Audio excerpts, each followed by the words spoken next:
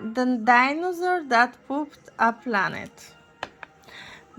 Danny and Dinosaur like to have fun. Some days they had lots, some days they had none. One day they were bored. They had no games to play. Danny said, Dinosaur, what shall we do today? We could mow the lawn, we could tidy the place, we could do our course, or we could go to space. But you must forget to have lunch, said their mommy. You can't have fun without food for your tummy. So they packed a packed lunch for the science museum, where rockets were kept if you wanted to see them. There were hundreds of rockets and spaceship surprises, tall one and small one of all shapes and sizes, and one that was ready to launch with a door big enough for a boy and his pet dinosaur. They ignored all the warnings. They couldn't care less. They pressed all the things they shouldn't have pressed.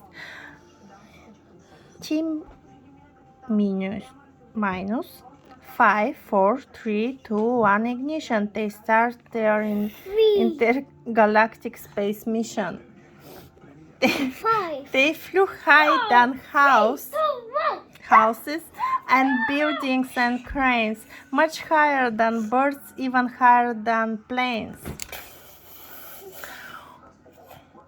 We're in space, Danny yelled as they floated around, but the dinosaurs' tongue made a rumbling sound. It's time to have lunch, Danny looked at his watch. Then he looked all around for the dino's lunchbox. Danny started to worry, then started to panic. They'd left their packed lunches back home on their planet.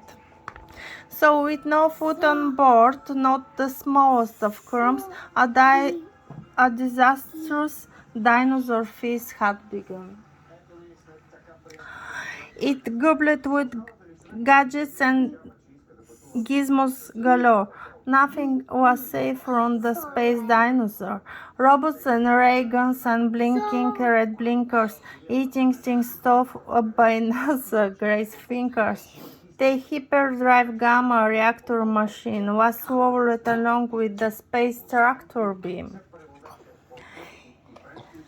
If Chutan it chomped on the spaceship controls, the rocket was dotted with dino holes. Inside it was bare, the spaceship was empty. Outside there were more things to eat. There was plenty.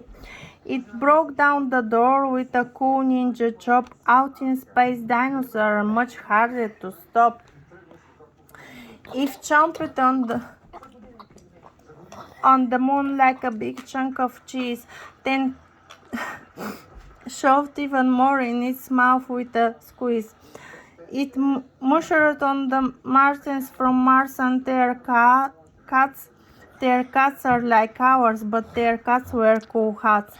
Satellites, Saturn and 6 supernovas, shape-shifting saucers and 7 space rovers.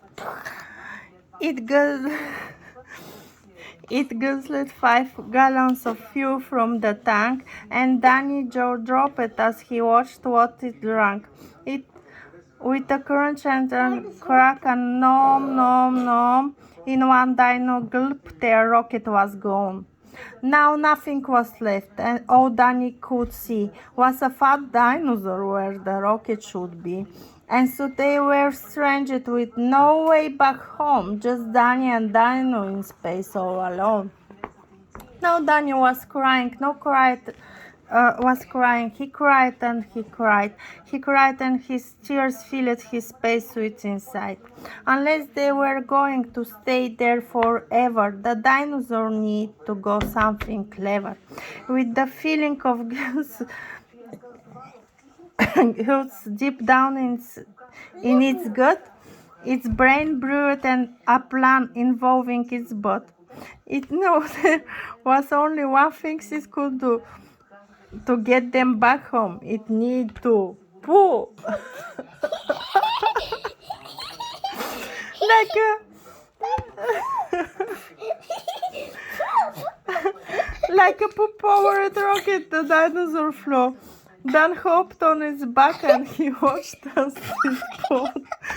It pulled out the robots and arrayed the ray guns and blinkers. The things NASA's fingers topped up were now sinkers. It pooped out the moon, it pooped out the stars, it pooped the space rovers and Martians from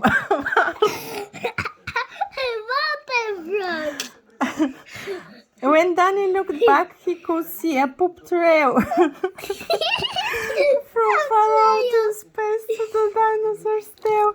They headed for Earth and they started to orbit. It pooped on the clouds, but the clouds just absorbed it. They flew past the buildings and stretched off their town, leaving the house all smelly and brown. And finally landed back down on the ground. Hooray, Danny cried, we're home safe and sound. They looked to the sky and the things that were put had formed a poop planet right next to the moon. And so Danny promised to listen to Mommy, because fun is not fun without food for your tummy.